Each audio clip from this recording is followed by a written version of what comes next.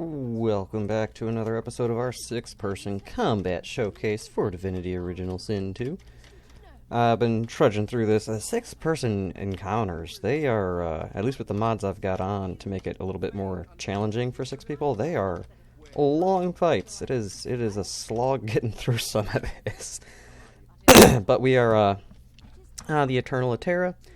She is probably one of the harder. She is one of the harder. She's probably the hardest fight for most people in Act 2. She starts off level 14. We, however, are also at level 14, which means she's going to be bumped up to 16 with the mods that we've got. So will all of her Eternal Stalker, wolf pet things there. We've got, our normal party here. If you've been following along, we got a Geo Hydro Mage, we got our Rogue, we got our Archer, we got our Summoner, we got our Enchanter, and then we've got our Fane being our Spell Sword with his two swords, Sparking Swings, all that.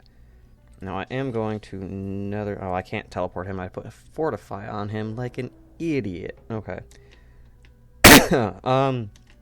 That's fine.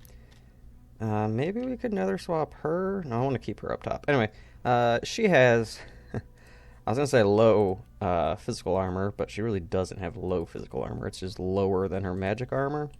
And she has a lot of water and air resistances, meaning that you're probably better off killing her with physical damage, while her Eternal Stalkers have basically no magic armor. Like, at this point in the game, 42 is nothing. That's one hit. Like, Ifan's got this thing.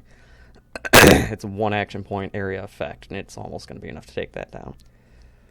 Alright, now we are going to use some of our summoning mods here, or our one summoning mod, and take advantage of this source bowl here. And we're going to conjure incarnate on that source.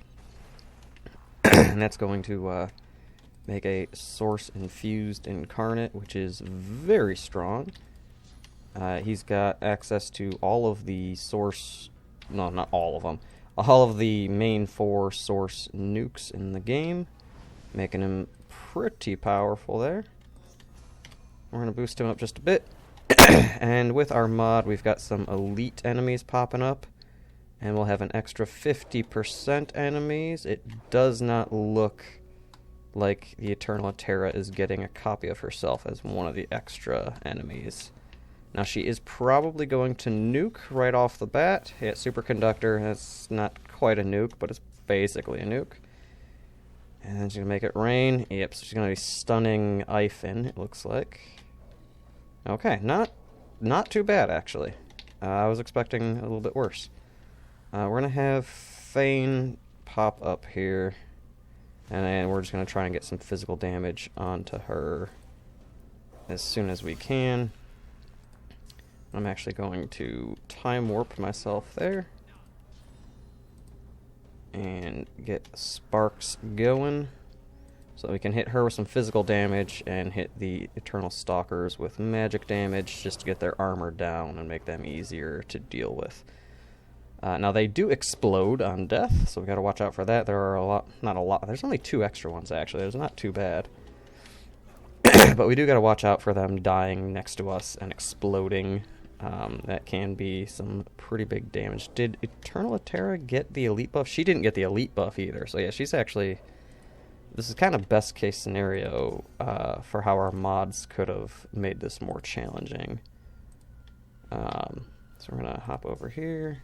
And again, we just want to hit her with as much physical damage as we can. And now I'm going to do the classic wombo combo and turn her into a chicken. Rupture tendon, so when she waddles away as a chicken, she takes damage. And then she's completely harmless now for 2 turns. Great way to neutralize a target. And Sabiel's dead. Yeah, these guys being 2 levels higher than me at all times, like, the armor scales pretty nicely, but they scale more. So it's pretty rough. Now, I don't think it's going to kill him, but it might... Okay. Doesn't look like it did. Oh, I stunned myself, though. That was the issue.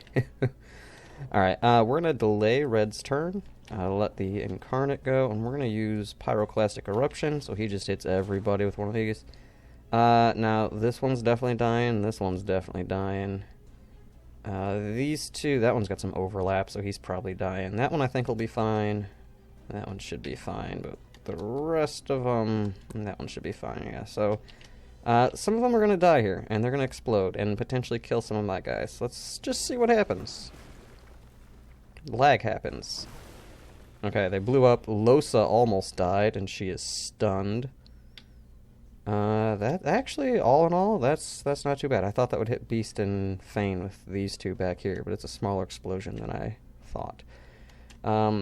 They also silence. I forgot about that. So Red Prince now, he has gloves on that give him atrophy, because he never really attacks. But with silence, he just can't do shit. So that sucks. She's running away as a chicken, as planned. Taking some bleed damage from ruptured tendons. Love to see it. Fane could do that, but I'm just gonna tentacle. Ooh, critical hit on the tentacle lash. Yeah, let's see if we can just kill her with that. No death, but it did knock her down, and oh shit, that Pyroclastic Eruption killed all of the stalkers. Okay, I thought there was gonna be one or two left. Okay, cool. Then that was a really easy encounter, all things considered. Let's just... I think that still hit the ground. No, that hit her. Okay, so we lost Sabile, but all in all, the rest of that was pretty quick and easy. Took us like a round, 2 rounds. Not too bad. I don't think Ifen even got a turn. Red really didn't get much of a turn. Alright, nice, easy, breezy, beautiful combat. That was actually a lot easier than I expected, other than, you know, Sabile dying, but with the mods I've got, you know, people are dying all the time. Like, I'm used to, like, you know, 1 character death per game run.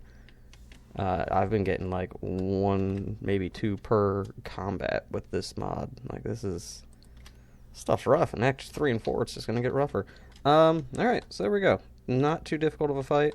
I think that was the last one we're going to do for Act 2, though. The next ones, I think I'm just going to wait till we get to Act 4 for, like, the Doctor and the final fight and some of the more interesting combats that are actually difficult in the base game, because really there's not much more difficult stuff in Act 2.